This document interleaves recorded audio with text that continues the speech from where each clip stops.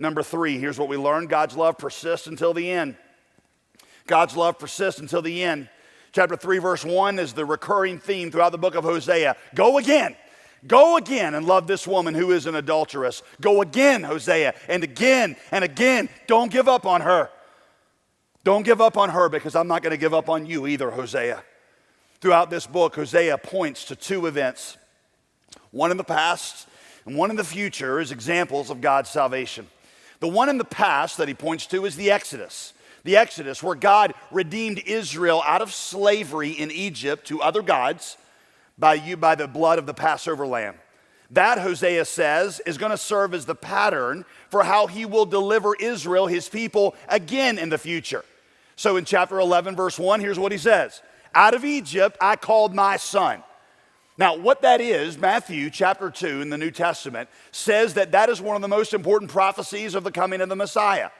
Matthew says this was fulfilled when Joseph and Mary, Jesus' adopted dad, and Mary, his mother, took Jesus and fled down to Egypt because Herod had decreed that he was going to kill all the little boys 2 years old and younger. And so they took Jesus to Egypt, where Jesus stayed for, we're not quite sure how long, few months, few years, whatever. And then after things died down, they brought Jesus back up out of Egypt, and Hosea said that's going to be the sign that God's redeeming again.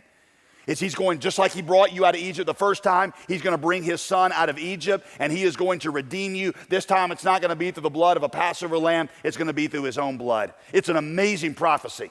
But the takeaway for you is this. God did not give up on Israel when Israel failed him. In Hosea, he says, I redeemed you the first time and you forgot about me. So I'm coming back to the auction block a second time, and this time I'm not going to pay with the blood of a sacrificial lamb. I'm going to pay with my blood. That is how God continues to feel about you. When you fall back into sin, like Israel did, God says to his son, go again. When you forget about him, he says, go again. When you fall back into those same sins that God delivered you from the first time, God says, go again. I'm not giving up on him. When you're feeling the pain and the heartache that comes from stupid, sinful choices that you have made, the Father says to the Son, go again, go again, go again. Do not give up. I will never give up, because I will not be happy again until I have restored you to salvation. You ask, well, what if we keep rejecting him for our whole life?